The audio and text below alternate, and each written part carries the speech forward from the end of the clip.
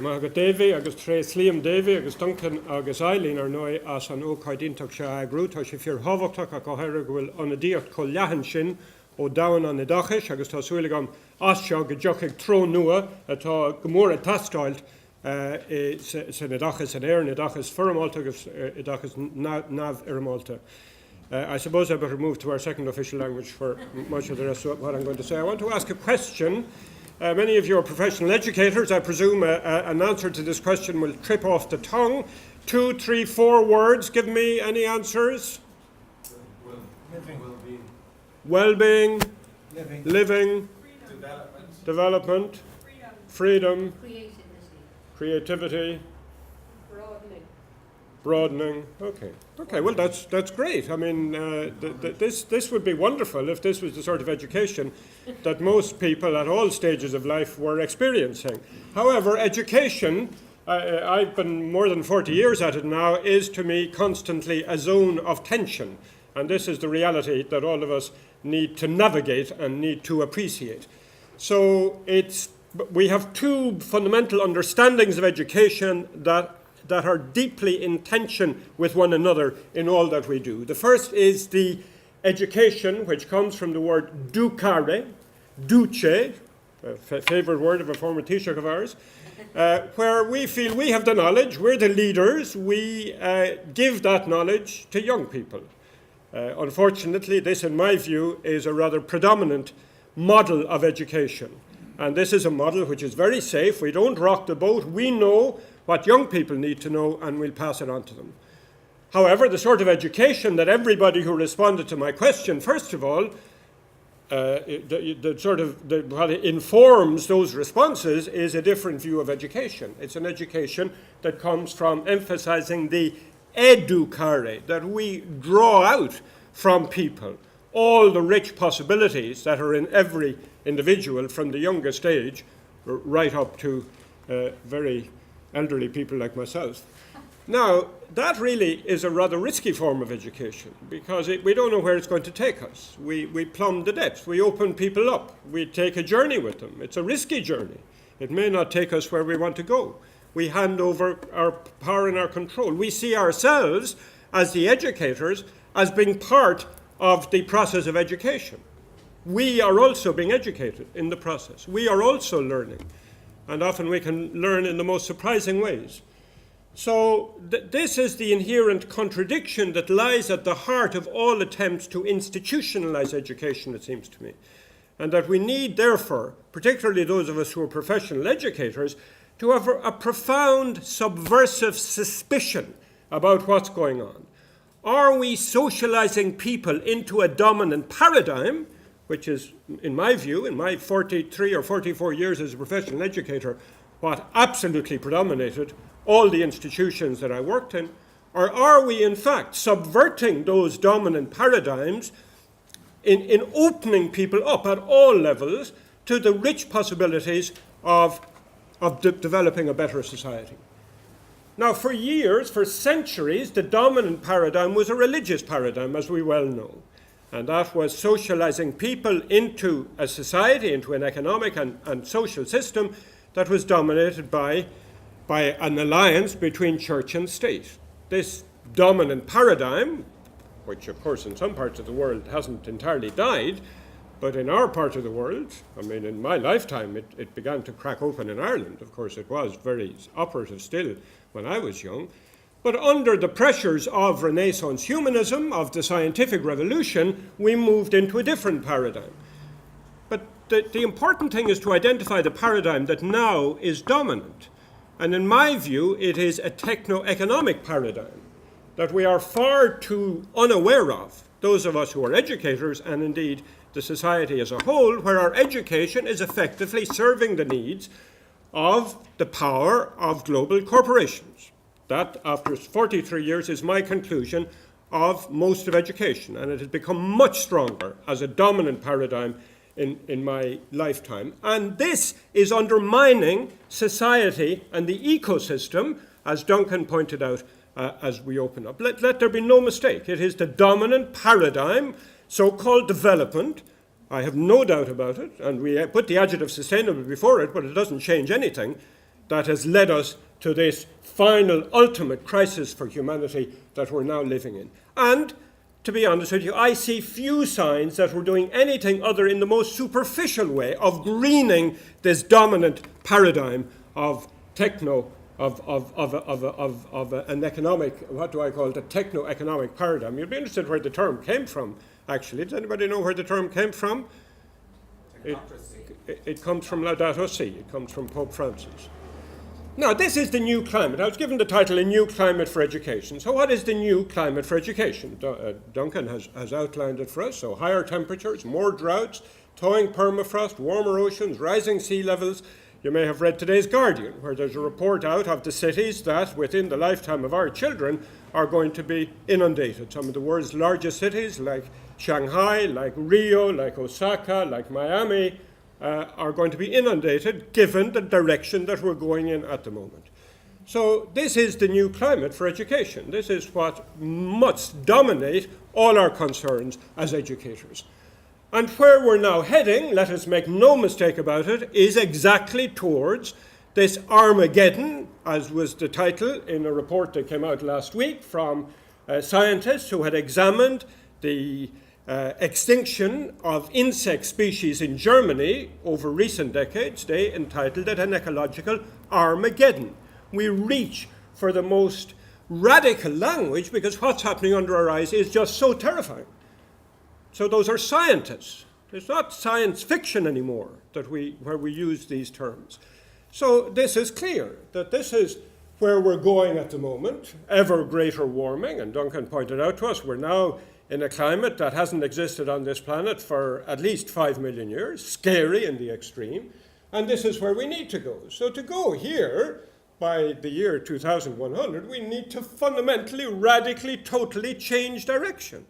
We need an economic, a social, a cultural revolution, the like of which we have never seen in human history. The German Advisory Council on Social Change, which is a council set up by the Chancellor, Angela Merkel, which reports to her, likens the change that we have to undertake between now and 2050 as being equivalent to the Neolithic Revolution, when we ceased being hunter-gatherers and became settled agriculturalists, or the Industrial Revolution, the difference being that we have to carry out this fundamental change in our society in now about 33 years. It seems absolutely impossible to do.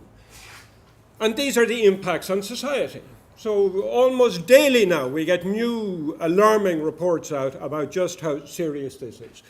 And I think for many people, because we use a language that talks about environment and ecology and biodiversity and renewables, etc., the penny doesn't drop that it's our livelihoods, it's our well-being, it's our homes, it's our villages, it's our towns that are going to be destroyed by these. And it's happening under our very eyes, and we seem blind to it. Almost week after week now, we have yet more climate disasters that affect fundamentally the livelihoods of people. And we see images in our screens, and the images in our screens are almost like they're so extreme that they're fictional. I saw a report a few weeks ago about the devastation in Dominica, one of these Caribbean paradises that we used to think, people, isn't it wonderful to live there? Well, this is the other side of what we're doing to these places. And of course, the people who are most affected are the people who are least responsible. They're the people who are living within their ecological footprint. We're the people who are destroying the planet by the ways we're living. So let us make no mistake about that. This is the new climate for education. This is the single biggest challenge. There is no other challenge. So how can education respond? And education, it seems to me, must always be subversive. Subversive, that rich, wonderful word, simply means that we bring about change from below. Does our education bring about change from below? It goes back to this tension that I spoke about at the beginning. Or does it, in fact, impose on young people a restricted mindset and values that simply keep the existing show on the road? And in doing so, of course, worsen the quality of life and worsen the quality of our society for the majority of the population, because we now have a paradigm, a model of development that enriches 1% of the world's people, and more of the rest of us are pushed to the sidelines. So Education does this by moving people out of their comfort zone. How many students who came to study master programs under me said to me, well, I went through all my education up to now and I've never been challenged. You're the first person to challenge me. What's happening to our education if we're not pushing people out of their comfort zones in order to open them up to their own potentiality and to the need to change society, to have a broad social value system, not just an individualistic value system that, of course, is very conforming to the neoliberal society that we live in. So to open up new possibilities and to alert all of us to the fundamental social challenges that our future requires. We can't hang around waiting for somebody else to solve these problems for us. They must come from us. And that is the central, vital importance of education for this fundamental moment of crisis that we're in. We can only find new ways forward from the messy, rough, real, exciting stuff that is education, from going this journey together. That's the challenge for all of us as educators. So it's the space out of which the responses alone can arise. They're not going to arise from Leinster House, they're not going to arise from the Department of the Taoiseach or from any other department of any other world leader. Be aware of that. They're going to arise from us, from human beings experimenting and finding new ways. That will come through education. That's the fundamental challenge. So how much, and ask yourselves as educators that question honestly, how much of what we're all doing in formal and informal education is sowing the seeds of new values, of new practices, of new energies, of new imagination, because ultimately this goes back to the human imagination, of a new questing spirit?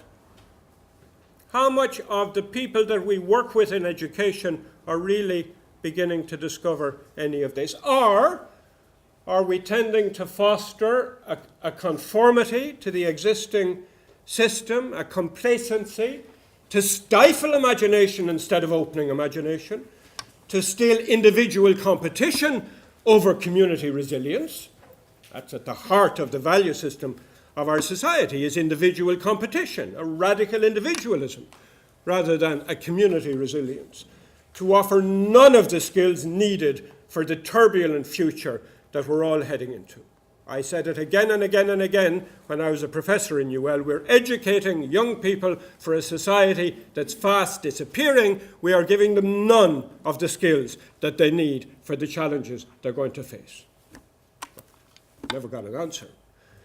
So where do I go for my answers? I go to this seminal, radical, most astonishing document, Laudato Si. I picked out 3 quotes from this week, and this sums up to me the challenge. So the first is just that a great cultural, spiritual, and educational challenge stands before us, and it will demand that we set out on the long path of renewal. So the Pope has no doubt but that we need a totally new direction. This second one, I think, is profound, if we could really plumb the depths. So there needs to be a distinctive way of looking at things, a way of thinking, policies, an educational program, a lifestyle and a spirituality, which together generate resistance to the assault of the technocratic paradigm. How right, how much the Pope is putting his finger on, like anybody else I know, on the heart of what we need to do. We need to resist the technocratic paradigm in order to open up our imaginations to a different future. I know of very little of that being done in education, in my experience. And then he goes on. Now, I wish that this was true. Maybe Vatican City education is more progressive than education I've come across it.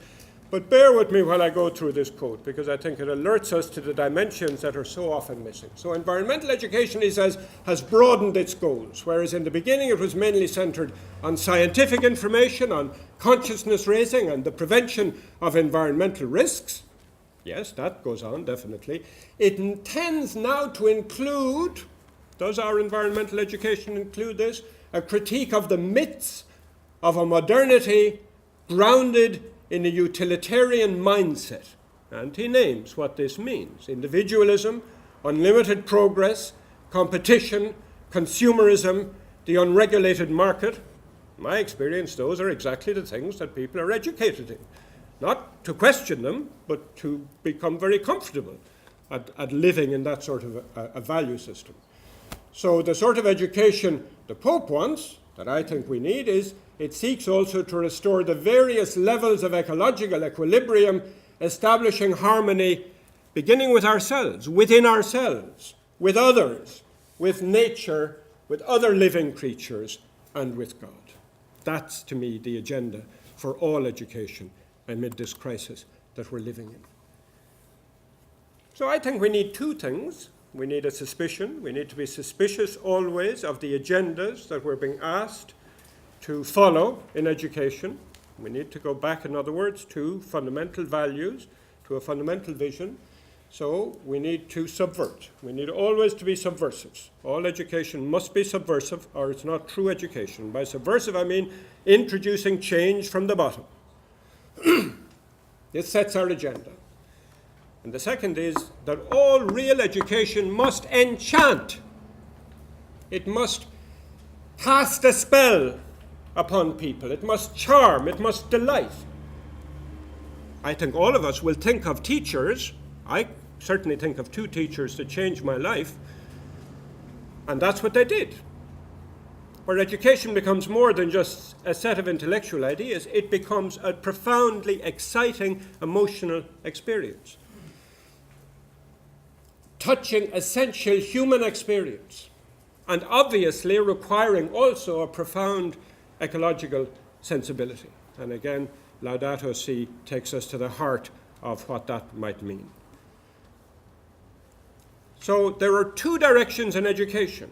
So I will go back to this zone of tension. The zone of tension must continue to exist. I'm not suggesting we try to collapse that, because the zone of tension is, on the one hand, education always takes us to the edge, breaks open our paradigms and assumptions.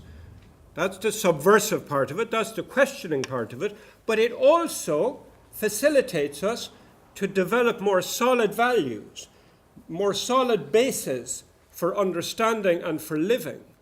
I mean, at the heart of all education is the fundamental question, in my view, of what is the good life and what are the demands it makes on us. And I suspect that if you ask that of most educators or of most students, they would have no idea what you're talking about, much less have an answer to it. What is the good life? And what demands does it make of us to live that together in society? I entitled this Back to the Rough Ground, which is the title of a 2-volume study by the person who to me is the leading Irish philosopher of education, Joe Dunn, who taught me when I did my PhD in UCD back in 1974 and then became a friend of mine. And he worked under one of the people who to me was the best educator that taught me, who was Father Fergal O'Connor, late of this parish, lived all his life in St. Saviour's up here. And Fergal taught me political philosophy in UCD. Fergal enchanted. Every lecture by Fergal, I was on the edge of my seat. It was a profound emotional experience as he took us through Plato and Aristotle and Hobbes and Rousseau and Marx. He took us on a journey of discovery. And that's enchantment. That's true education. So back to the rough ground means we go back to the starting point, to the fundamental values. And it's a very useful, a very apt metaphor for speaking about education to do with the climate challenges that we face. Because we're back to the ground. We must base ourselves back in nature, in the ground, in the ecosystem from which we come. And the essence of all education to me is to try to find the right questions, not answers. Together we search for answers that are adequate. And never more in human history have we had such inadequate responses to the great challenges facing us. So together we need to ask the right questions and then to search for grasping at some sort of adequate answers. All education must be doing that. And in essence, this will require moving to a new paradigm of social and economic development. I hesitate to use the word development because it's a word that to me is at the heart of our crisis. Development is what has brought us to this edge of a precipice. Thank you, Alan. So we need a new paradigm, a new way of thinking about how we live together, a new model of society in which is bounded within the ecosystem and which the economy serves rather than dominating. These are fundamental. And so this is really the vital necessity at this time of fundamental civilizational crisis that we face. And so we need to turn education around at all levels, it seems to me, to turn it around, to find a new direction, primary, secondary, tertiary, formal and informal, and the everyday education that all of us do all the time with one another as we try to live our lives together. So, cuireadh mé deireadh leis ag fillú ar an Gaeilge. Mar thosaigh mé leis an Gaeilge, mar ceapann sé gurb síocht na Gaeilge, or síocht ruchis, gur féidir ling anna chuide álam, cur chuige, luachana, saolíocht, atá ag tastáilt, go bhfuil géir gáileo más féidir linga mar éireannig, tosnú sa tróiseo chuig socaí íorcarbóin. Gur míle maith agah.